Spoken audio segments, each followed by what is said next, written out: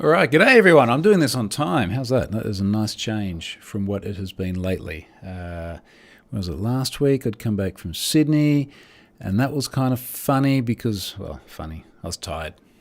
I'd been travelling. There was a lot of driving. Week before that, I think I had another excuse. No, a week before that, I was in Sydney. That was my excuse. Anyway, this week I am back to normal, back on schedule, and I do have a bunch of cyber stuff, and I will be talking about the cyber stuff, but there's also a bunch of, let me just put that on silent so no one boggles me, also a bunch of non-cybery things. May or may not be of interest, we'll see. Okay, actually, here's a non-cybery thing. My office, which has had the aircon running in it since I got home half an hour ago, is still 28.2 Celsius, which is not ideal to be sitting here working. G'day, Wayne. Welcome.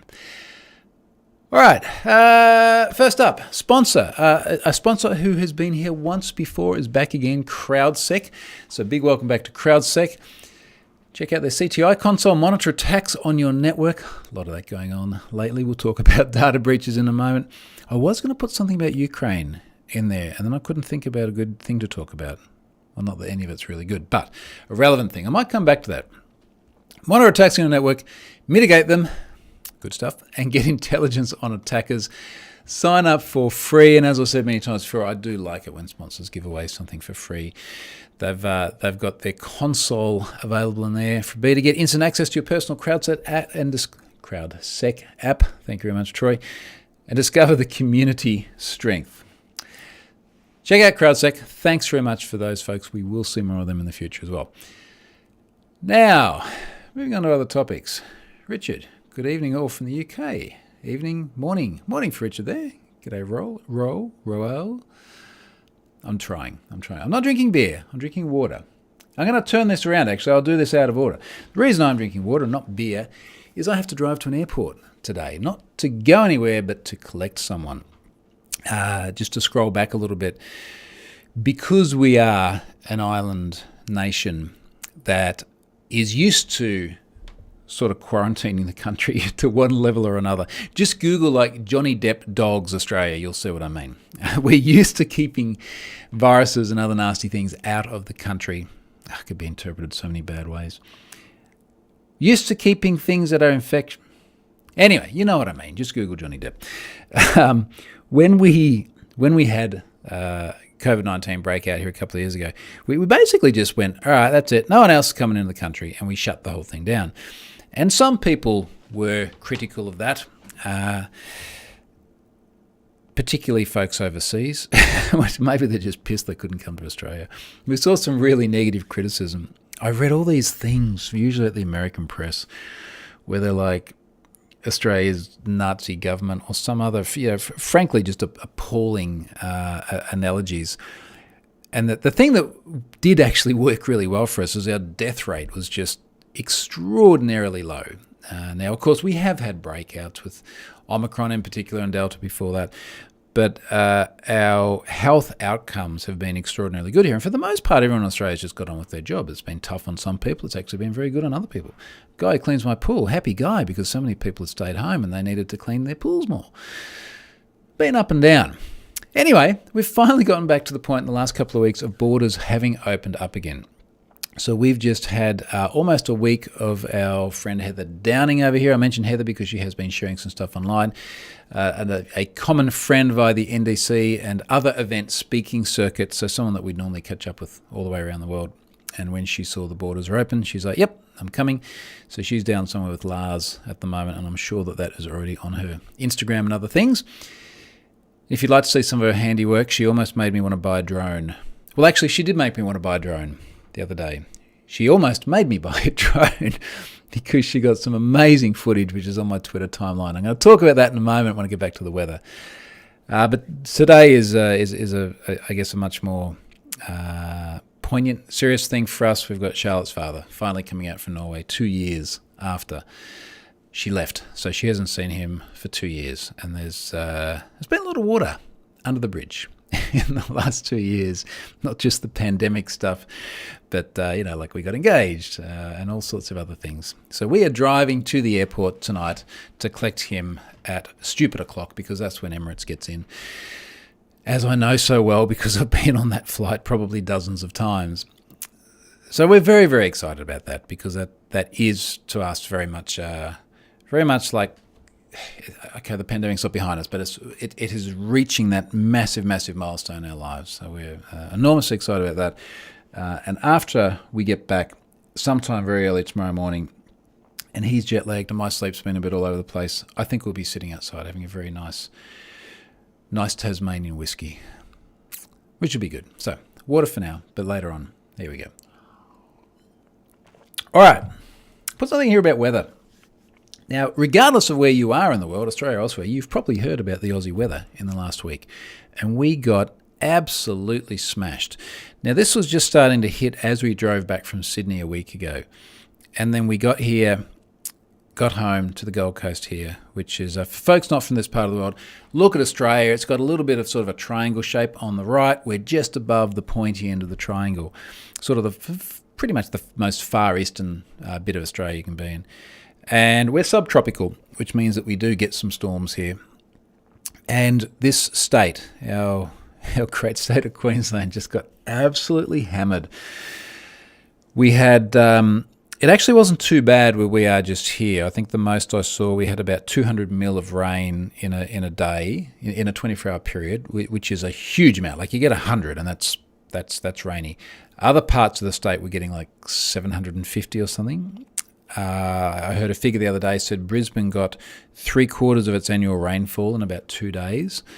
So just huge amounts of water falling out of the sky. Now, where we are here, because we're all around canals, and in fact, if you go and have a look at Heather's drone shot, which showed what it looks like where we live, we're all on the canals, so everything runs off a very short distance, and it sort of runs off into the water, and the water gets brown and murky, and that's about it. But particularly as you go inland, and you get various mountains, so obviously things roll off the mountains to the lowest point, and then you've got a lot less opportunity for runoff. There was a lot of flooding. We have had lives lost, tragically, both in this state and in New South Wales, which is 30k that way.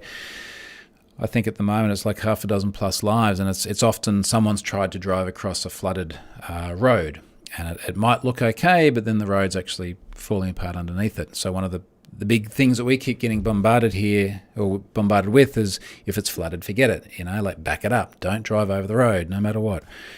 People getting washed away. I don't even know how some of these people end up in the water. I can only imagine that for a bunch of these people, they literally end up on like the roof of their house while the water rises around it. And in particularly parts of northern New South Wales, we often hear these like 1 in 100 year floods. They were talking about a 1 in 1,000 year flood. And there's just all these photos of the water going like all the way up to the roof. It's not like, hey, my carpet's wet. It's like, no, my ceiling's wet as well, which is pretty crazy. So that was kind of nuts. So what we found here is like we had just tons and tons of rain, which went into the river system, which then sort of feeds out past our house, which is also tidal. If you imagine where the river meets the ocean, it's still tidal. It will go up and down. It tastes salty. So we got effectively king tides. Now, they weren't any higher than what we had in January when we had super king tides, but it meant things like that the kids were like kayaking in and out of our boat shed, which they were able to do in January as well, incidentally, during our period of ISO when the kids had COVID. So that looked kind of cool. So I posted a photo there of my daughter just like paddling out of the boat shed with the water raising up towards the jet ski.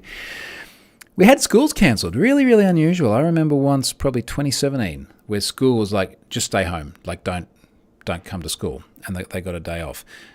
So that happened here again on Monday. So there was so much flooding, and I think that it was just such a huge amount of the state, and the government was so concerned about people putting themselves at risk by going out in floodwaters that they just went, that's it, no one goes to school.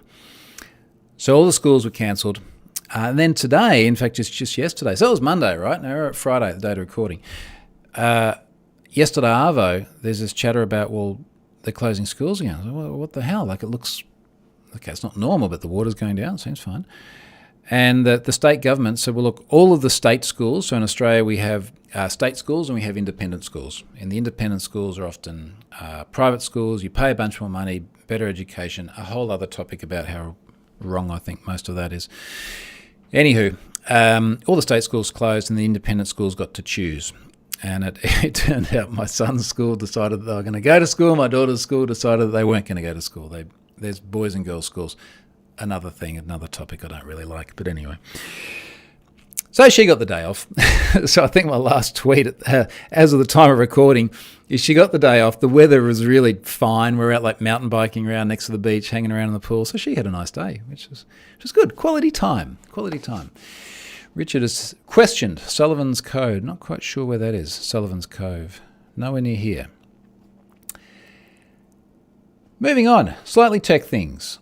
I am looking at my big ultra-wide screen and my normal 27-inch wide screen and a gap where my other one was because one of these screens, I think it's a CRG 90, died. And it wasn't looking good a couple of weeks ago where I'd just get like weird lines on the screen and then you'd wait and it'd sort of warm up and things seemed to be okay. And then about a week ago, it was just cactus. And I posted a photo on a tweet and everyone was like, nah, it's dead. So, happy surprise, there is actually a service centre. I could go in, services to Samsung's, I left it there. They went, look, probably 2 days before we can look at it, 2 days for parts, you should have it back next week, which is good. I hope I do, because if I have to get another one, I don't think they do that model anymore, and that one is meant to be the same as that one, which is meant to be the same height as this one, which would really screw up my symmetry. Oh, Richard Cox says the only Tasmanian... Okay, so Sullivan's Code, all right, the needed context is the only Tasmanian whiskey.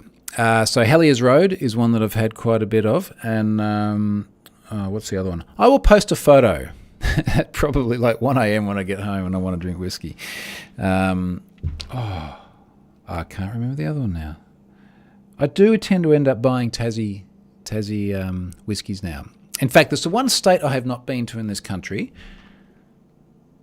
I wonder if I should go next month. When's the school holiday? Another topic. I think I'm going to go to Tasmania. It looks epic.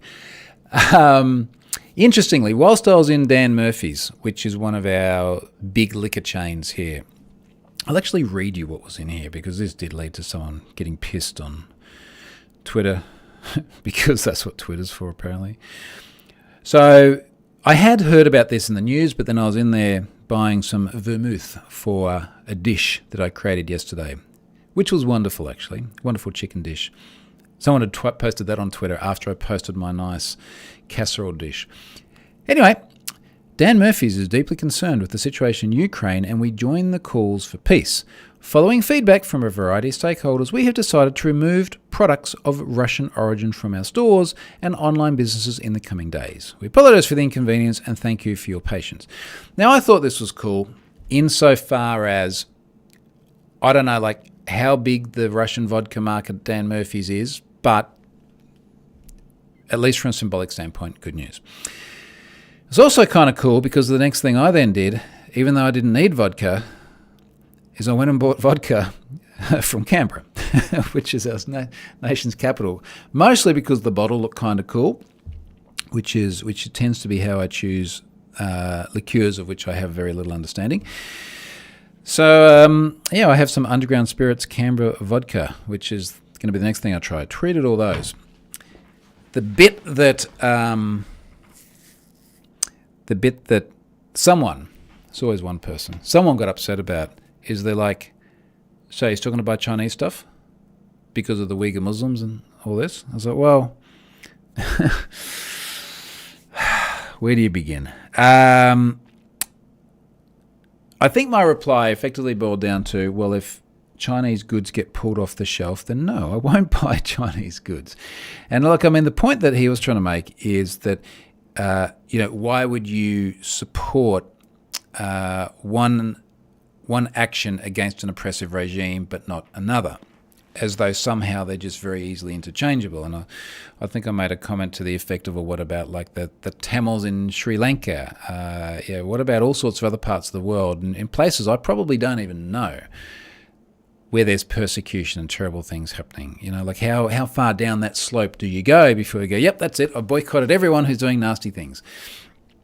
And look, maybe if China invades Taiwan, it will be a different story. I'm not sure how much Chinese liqueur actually exists at Dan Murphy's, but a significant portion of the things surrounding me right now, including the thing on my wrist and the thing I was just taking the photos of, are made in China. So I think that would be rather a different scenario. But I just vehemently disliked the premise that because a retail chain like Dan Murphy's is taking action against what I think probably everyone here listening to this at the moment would be outraged about, that somehow I was hypocritical for not boycotting of my own free volition another product made by another country doing some shitty things. It's complex, isn't it? It's very complex. The Shane says there is no such thing as ethical consumption. And this was the thing, because I'm like, I wonder if he tweeted that from his iPhone. Or did he tweet that from his Samsung? But is it okay if it's from a Samsung? Because that's South Korea. I was going to say something else about some of the delicacies chosen in South Korea and whether that made it okay. But I think I'm going to leave that one just there because we're going down a slope that no one wins on. The Shane also says, someone upset on Twitter. Inconceivable. It just reminds me there's that meme somewhere. Oh, was it a comic? It was a long time ago. It sounds like furiously bashing away at the keyboard and he's like his mum saying, go to bed. And he's like, no, somebody's wrong on the internet. But that's the way it feels sometimes. I'm reading backwards a little bit. Wayne says, my Samsung 49-inch ultra-wide had lines on the top, middle and bottom the other day. It hasn't done it since. Hopefully it doesn't do it again. But the feedback, when I sort of posted on Twitter and I went, okay, well, do you think it's kaput? The feedback was consistently like, once it does that, you're pretty screwed. Certainly the way mine was. And the thing that made it very, very apparently screwed is that even when I pulled the data cable out, it still looked like that. So you can't blame the cable, you can't blame the graphics card or the drivers or anything like that. And it's like, I turn the power on the monitor and it looks like shit. Like it's clearly not happy. Srujan says XKCD. It might have been an XKCD. It does feel a very XKCD. Might have even felt a bit far side. I feel it could be a bit far side in that. Let me talk about data breaches. I'm sure we'll come back to some of these other things as the slight delay on the video catches up. Bunch of data breaches just in the last few days, in part because I had time just in the last few days. Some of these have been sitting around for a while. Some of them are as fresh as I could get them. Nvidia. So Nvidia, massive, massive name in the chipset world, particularly as it relates to graphics drivers. They got very breached. Looks like allegedly about a terabyte worth of data floating around. I had multiple people send me a torrent of mini gigabytes that had a whole bunch of proprietary code. In searching for what was the best resource to link to when I loaded this breach, I found a number of people, or a number of stories rather, referring to attackers allegedly having access to the code which sets rate limits for hashes in the GPU, which was apparently implemented as a mechanism to try and cut down on the cryptocurrency mining. I was going to say Bitcoin mining, could be other cryptocurrencies. So apparently a whole bunch of code there, not so good. There was what effectively looked like an Active Directory dump of internal employees because it was sort of the domain, nvidia.com, and the alias is two different parts. 70,000 of those I put in have I been pwned. Whole bunch of NTLM hashes as well. Some of the lists circulating had a lot of those cracked. So obviously people are going to town, doing the usual thing, seeing how many of these hashes can we crack. I imagine that is partly for sport and also partly because they are normal humans that work for Nvidia and they would be reusing those passwords in other places. Only 17% of the email addresses are already in Have I Been Pwned. I suspect that's because 100% of the email addresses were at nvidia.com, and that is a very unusual distribution of addresses compared to our usual Gmails and Outlook.coms and all the rest of it. So that's Nvidia. Another one here, a little bit more niche. Mac Generation, a French news site predominantly about Apple things. 100,000 accounts breached in Jan. They actually reached out and sent me the data. They self-submitted this.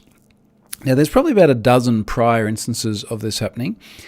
I do always find it interesting that an organization, I guess find many things interesting. Number one, that they look at Have I Been Pwned as a sort of a canonic, Brandon, oops, late to jumping in, you're late. We were waiting for you.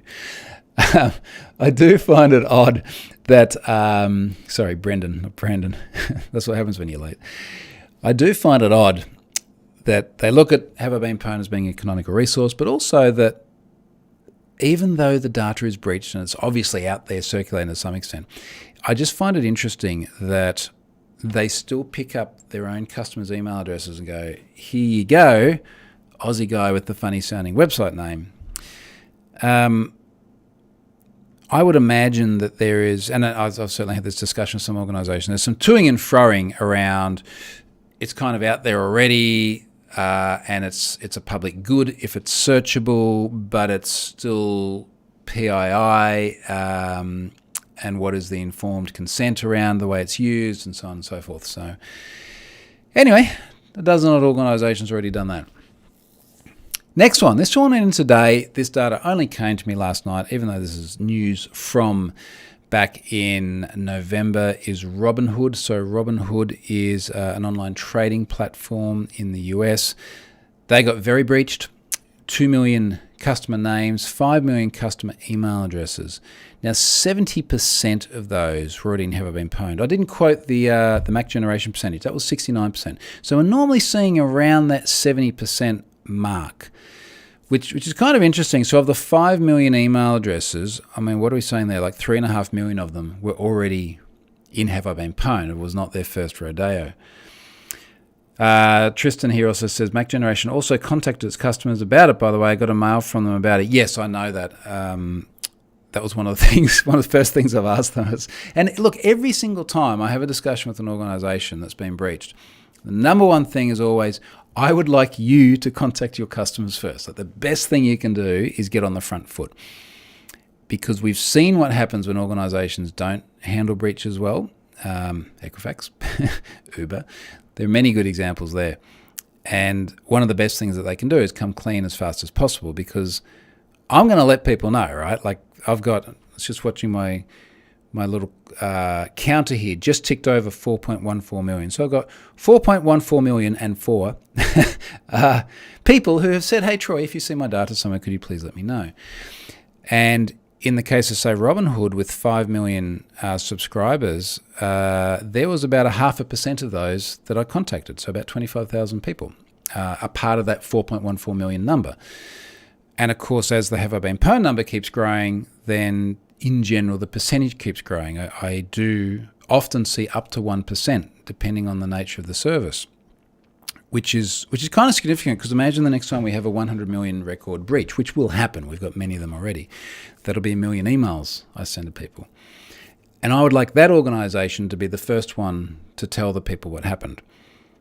I don't like people getting emails from me and then they're like, what the hell? Like, this is the first I know of it. And then they reach out to the organisation and they're like, Troy said, and I'm just going, oh, I'm going to get another lawyer email from this. I'd much rather they do the right thing themselves. Brendan has picked up on the fact that the Mac generation percentage was a funny number. I realised that when I read it, and then I was like, I'm going to be adult about this and not laugh. But yeah, anyway, there we go. You went there. The Shane says, planning celebration memorial for when you get a data breach says 100% have I been pwned coverage. The only way I will get a data breach that's a 100% have I been pwned coverage is if it's 100, if it is have I been pwned itself, which is possible. Have I been pwned could get pwned. But as I know from the times that I've actually had to do backups of table storage, not only is it hard to actually back up all of table storage, it would also be extraordinarily hard to pwn it because you'd have to try and exfil, I think, about 6 billion email addresses. Incidentally, I'm not in a great position to send like over 4 million emails. I could actually. It'd take a while. But yeah, I've got to parallelize all that stuff a bit more. It didn't matter before when the numbers were lower. Zane says, does a set of all sets contain itself? Well, that's pretty much where it'd be. So that's pretty much what's happening. I thought this one might be a little bit shorter today. I have many things in progress that I hope to be spending more time talking about soon. Many blog posts in progress. Many of them tech. One in particular, not tech, which I think I'm getting closer to publishing now. Much more personal development one. something I've been sitting on for years as it's gradually just gotten to the right time. That'll be good. Book, still going there, getting closer. I think we're getting very close now. So we're at the point where we've just got to bite the bullet and get that done, or else it's going to start to feel a bit stale in my mind and probably in everyone else's minds as well. Tradie Trev, that's a very Australian name. Tradie Trev appreciates the work.